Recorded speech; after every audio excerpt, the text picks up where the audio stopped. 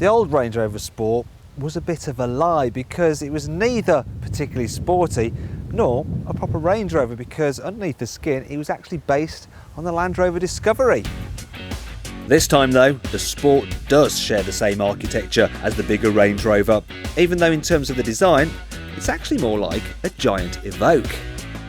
Now the Range Rover Sport might not have the handy split tailgate of the larger Range Rover, but because there's no load lip, it's still easy to slide heavy items straight into the back. If I just remove the parcel shelf, you'll see that the actual boot volume's very big. Interestingly, it's actually slightly smaller than on the old Range Rover Sport, but it's still about as big as it gets for these kind of sporty SUVs. And if you need to carry larger items, there you go, fold down the rear seats, and it's almost as big as a van. I'm just going to put those back up because I want to show you the back seats.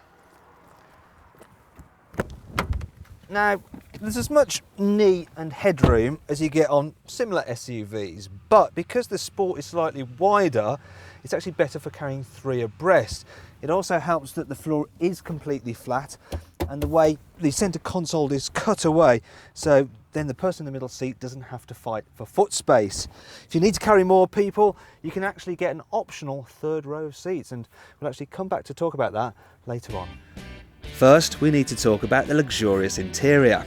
Range Rovers always feel very special inside, and the latest models have a much more minimalistic design with fewer buttons than before.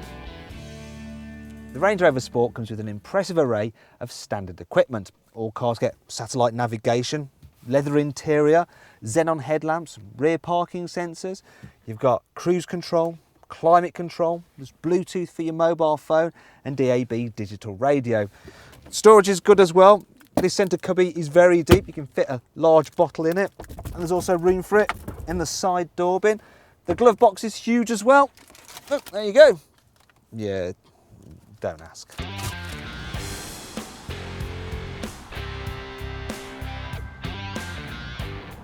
As you'd expect from a Range Rover, you sit up nice and high so you get a commanding view over other traffic and feel a little bit more superior than other motorists. It also has a handy rear quarter light, which is nice and big, so you get good visibility when you have to look over your shoulder when you're pulling out of filter junctions or driveways. But unlike a normal Range Rover, in the Sport you actually sit in it rather than on it, and the fact you've got a steeply raked windscreen and the cockpit wraps around you, you actually feel more like you're sitting in a coupe that's on stilts. Despite being tall though, the Range Rover Sport is very quiet on the move, with very little wind or road noise entering the cabin. You can thank the laminated windows for that. This makes the Range Rover Sport a very relaxing cruiser. It helps that the standard air suspension does a great job with dealing with battered tarmac here in the UK. Now the setup is actually firmer than you get on the normal big Range Rover, and so you do feel the bumps a little bit more. However, the car always remains very composed, and as a result it's actually the most relaxing of these sports SUVs to travel in. Speaking of which, it will trounce them off-road too. The all-wheel drive setup includes a low-ratio gearbox and locking differentials, all of which are controlled by various electronics so that even the novice can exploit the Sport off-road. Thing is though, most people won't use any of this car's off-road capabilities, but considering it's called the Sport, they probably will want to thrash it down a back road, and while it does go round corners pretty well with no body roll at all, yeah, a Porsche Cayenne is still better handling. So while it may be a proper Range Rover, it's still not that sporty. Then there are the engines, which are actually very good. You can get a supercharged petrol which flies, a hybrid diesel which is swift and economical, a V8 diesel which is super smooth, and a V6 diesel which is punchy and quiet. Obviously the diesels will be the biggest sellers here in the UK, but like for like, those that you get in the BMW X5 are more economical, yet also faster. That car also gets a better infotainment system too. The one in the Range Rover Sport is getting a bit old now, with low resolution graphics, confusing menus and a slow response time. Then there's the fact that Land Rover products don't exactly have the best reliability record, and if you want you can click here to tell us about your car at driverpower.co.uk. And now we need to talk about that optional 3rd row of seats which I mentioned earlier.